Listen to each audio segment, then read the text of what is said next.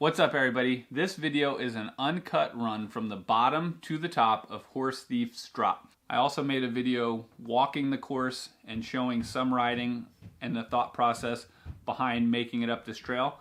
But now I want to dig into the unedited version and kind of do like a director's cut and walk you through the run and what I was thinking at the time. So let's jump into it.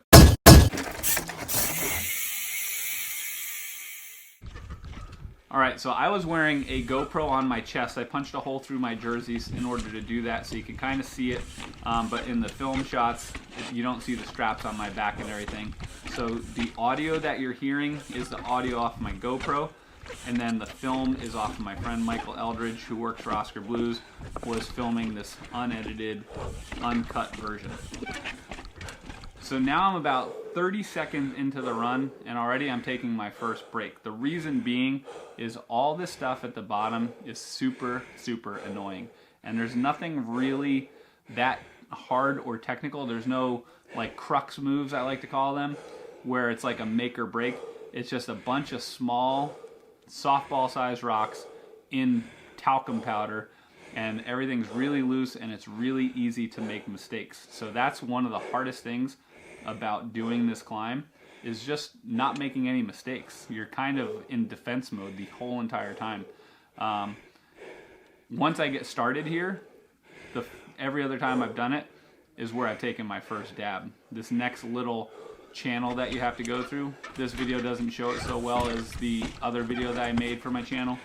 It's really technical. Right there, you kind of see I'm like floundering around a little bit. That's where it's really easy to make your first dab. And then now, if you look to my left or your right, that slab is where you would normally ride down Horsethief's bench. So that rock is a little bit too steep to try to get up, so you have to go around it. So the way up Horsethief's bench is totally different than how you would go down in this lower section. So I found another wheel lock. I'm track standing there and I have a little rubber on rock contact. My feet are in the air, but I'm put my seat up, spun out my legs a tiny bit because the next section is super tech, and I want to make sure that I have my breath and that I'm rested. I'm 2 minutes in now, and trials and hopping like this, it's totally anaerobic, so it's really hard. Like once you go over 30-45 seconds, it's really hard. It's not anything that you could pace yourself for because they're all anaerobic movements. So in the other video I made, it shows this section really well. To my right, or your left when you're watching this, that hillside is pretty steep. It's pretty much a cliff. All right, so the move here is to hop up, and then I have to get my front tire all the way on the edge of that cliff, and then my back wheel basically has about a 12-inch diameter rock that I have to put it onto, which I just did right there, and then I have to turn it on like a turntable in order to make that hop. And right there my front wheel was, or my bike was spanning over a gap, and then once you get to this section, you're kind of safe for a minute because these are just like stair steps and you have a lot of room to move around and correct yourself and get ready and, you know, stuff like that. So now the next move is going to be like one of the pinnacle moves, the precipice moves. It's like a handlebar height step up, and if you've ever seen Horsethief's bench, everybody rides down it. It's just steep enough to roll down. When you're going up it, you kind of got to do like a punch move, which is a how-to video I made for my YouTube channel a while back. So right here I'm just kind of making sure that my heart rate's getting settled down a little bit. I'm about 3.5 minutes in, and I'm just trying to like catch my breath again. That's a really big up right there. You can see like my tire deflected a little bit. The other video will show, once you climb up that, to my left is a pretty big cliff, so you don't want to fall down that.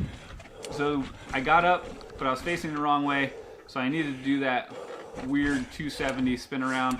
There's just enough room to turn that bike around, and then as you can see, that step up in front of me right there is really tall. So I'm gonna turn my tire into the wall right there, kind of track stand, sort of lean, but again, it's just the tires on the rock, so no foot contact, no other contact, anything, just tires on rubber, catching my breath.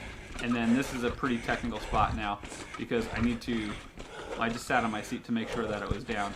And then now I'm backing my tire all the way up. There's a tree there, so you have to go past the tree and to my right.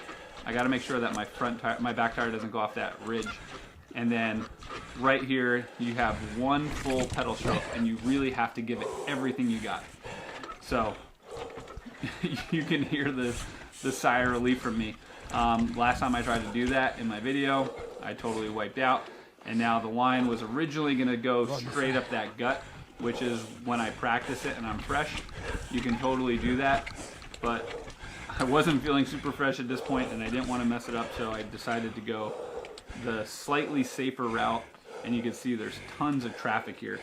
The cool thing about doing this is,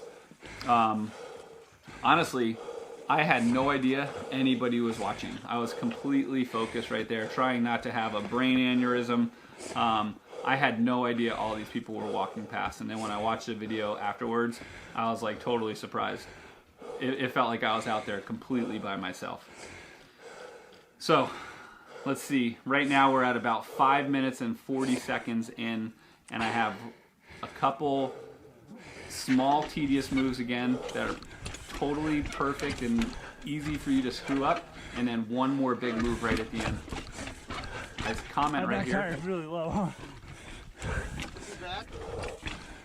My back tire felt a little bit low. Those rock faces are kind of steep, and when they get sand on them, it feels a little bit squishy, and you can see that I just kind of started to get a little bit squirrely right there.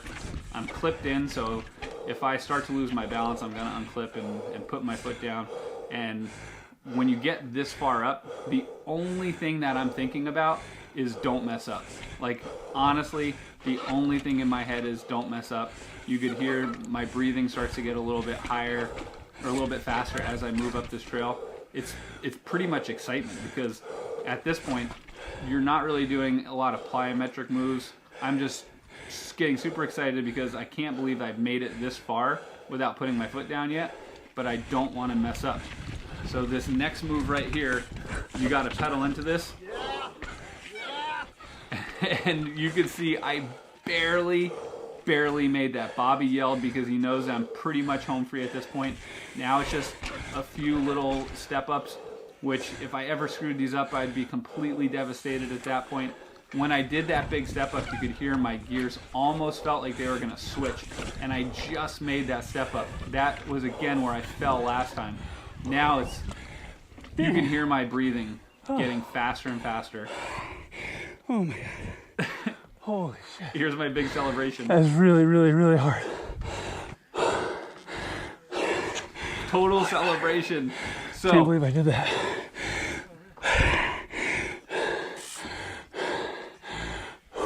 So that was my big celebration. When I got to the top, that was the best I could do. In my mind, this is one of the premier pinnacle technical climbs in the world. Mainly because there's so many people that ride down it on a daily basis. There's constant traffic. Everybody knows Horsethief Drop. So I was super psyched to be able to climb my bike from the bottom to the top. Thank you for checking out the video. Make sure you check out my other two, one going down and one going up. And until next time, get out there and be a boss.